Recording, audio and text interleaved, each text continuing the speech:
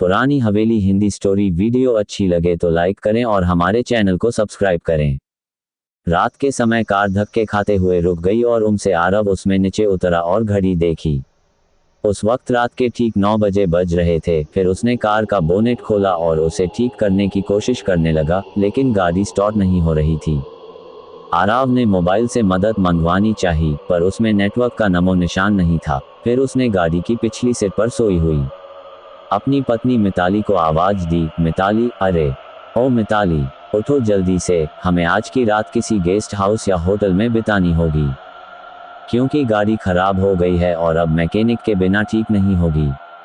हमेशा की तरह मिताली नींद में ही बड़बड़ाते हुई उठी। आरव, तुमसे एक काम ढंग से नहीं होता, कब से बोल रही हूँ, ये तुम्हारी पुरानी खटारा बेचकर कम से कम एक सेकेंड हैंड कार ले लो। जवाब में आरव बोला, खरीद लेंगे माता रानी, अब अपना बैग उठाओ और चलो कहीं रात गुजारने का जुगाड़ करते हैं। फिर दोनों जंगल की कच्ची सड़क छोड़ के मेन हाईवे पर आ गए। उसी वक्त उन्हें जंगल में दूर कहीं से भेड़ियों के रोने की आवाजें आने लगी। वो भेड़ियों आवाजें उस काली रात को और भी डरावना बना रही थी। दोनों लगभग आधा घंटा चलते रहे, पर उन्हें ना कोई लिफ्ट मिली और ना कोई होटल। मिताली बोली, आरव, तुम्हारे बेवकूफ दोस्त मिंटू ने ये कौन से वीराने में फार्म हाउस खरीद रखा है। इस बात पर आरव कुछ कहता उससे पहले ही आसमान में जबरदस्त बिजली कड़की। उस आवाज से डरी हुई मिताली आरव के सीने से लिपट गई। उस वक्त आरव के चेहरे पर एक मुस्कान चमक गई थी। तेज बारिश के आसार नजर आने लगे थे। तभी चलते चलते बिजली की चमचमाती तेज रोशनी में उन्हें एक पुरानी हवेली दिखाई दी। वह दोनों तेजी से दौड़ते दौड़ते उस हवेली के नजदीक पहुंचे। हवेली गेट पर उन्हें कोई वॉचमैन नजर नहीं आया, इसलिए वह दोनों गेट खोलकर हवेली के मुख्य दरवाजे के पास पहुंचे। दरवाजे पर डोर बेल के नाम पर एक पुरानी रस्सी किसी सांप की तरह लटक रही थी। उस रस्सी को आरव ने 2-3 बार खींचा, लेकिन अंदर से किसी भी घंटी की आवाज नहीं आई। फिर मिताली ने दरवाजे पर खटखटाने के लिए अपना हाथ आगे बढ़ा ही रही थी, उससे पहले ही अंदर से एक भारी आवाज आई, अंदर आ जाओ, दरवाजा खुला है। उन्हें दोनों को ये बात अजीब लगी, क्योंकि अंदर से किसी भी घंटी की आवाज नहीं आई थी और नहीं उन दोनों ने कोई आवाज की थी। फिर वह दोनों दरवाजा खोलकर अंदर गए। दरवाजे के ठीक सामने झूले पर बैठकर एक आदमी शाही अंदाज में सिगार पी रहा था। उन्हें देखते ही आरव बोला, सर, हम यहाँ से कुछ ही किलोमीटर दूर हमारे दोस्त का फार्म हाउस देखने जा रहे थे, पर बीच रास्ते में हमारी कार खराब हो गई और मदद बुलाने के लिए मोबाइल में नेटवर्क भी नहीं है। Best horror stories in Hindi, क्या हम आपके फोन से एक कॉल कर सकते हैं। झूले पर बैठे उस आदमी के चेहरे पर कोई भाव नहीं था। उसने कहा, जरूर कीजिए, टेलीफोन ऊपर के आखिरी कमरे में है। आरव ने उन्हें पहले परिचय देना उचित समझा। उसने कहा, मेरा नाम आरव है और ये है मेरी पत्नी मिताली। जवाब में वह आदमी बोला, मेरा नाम दादा ठाकुर है, मैं इस हवेली का मालिक हूँ। आरव और मिताली हवेली की शान देखते ही रहे थे कि उनकी नज़र दादा ठाकुर के पीछे वाली दीवार की सबसे बड़ी फोटो फ्रेम पर पड़ी, जो खाली थी और पूरे घर में तस्वीरें ही तस्वीरें थी। उन सब में एक बात समान थी कि किसी भी तस्वीर में कोई भी हंस नहीं रहा था। सभी तस्वीरें बिल्कुल भी भावनाहीन थी। फिर आरव और मिताली दोनों ऊपरी मंजिल पर गए और आखिरी कमरे में जाकर लैंडलाइन से अपने दोस्त मिंटू को कॉल करने लगे। बहुत बार कोशिश करने पर भी फोन नहीं लग रहा था।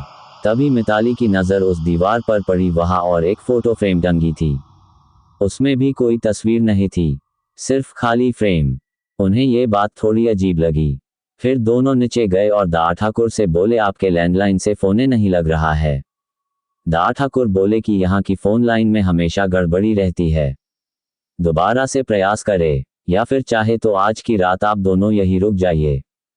मिताली और आरव कमरे में जाकर फिर कॉल लगाने की कोशिश करने लगे, पर सब बेकार। आखिर में दोनों ने रात को वहीं रुकने का निर्णय लिया। बेड पर लेटते ही दोनों की आंख लग गई। रात के ठीक 1:30 बजे आरव की नींद अचानक से खुल गई और वह एक बार फिर से अपने दोस्त को फोन लगने लगा, लेकिन उस वक्त फोन पूरी तरह डेड था। हाथ से फोन नीचे रखते हुए आरव की नज़र दीवार पर गई और सामने का नज़ारा देखकर उसके चेहरे पर से हवाइयाँ उड़ गई, क्योंकि कुछ घंटों पहले देखी हुई खाली फ्रेम में अब उन दोनों की तस्वीर थी और उसके नीचे लिखी थी उनके मौत की तारीख। उसने मिताली को उठाया और उसे तस्वीर दिखाई।